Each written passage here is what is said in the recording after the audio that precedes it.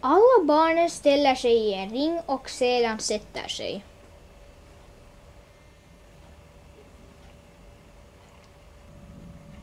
Sedan väljer barnen vem som ska gå ut.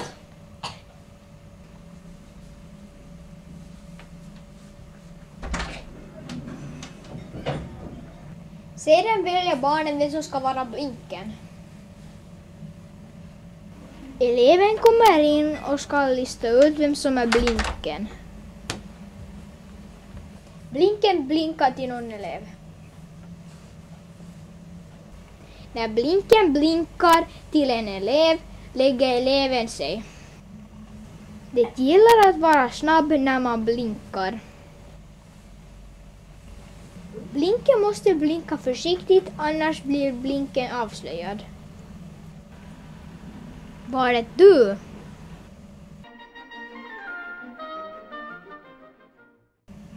Det är spännande att se när blinken blinkar.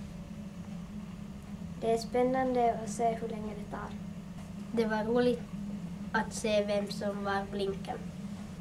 Allting var roligt.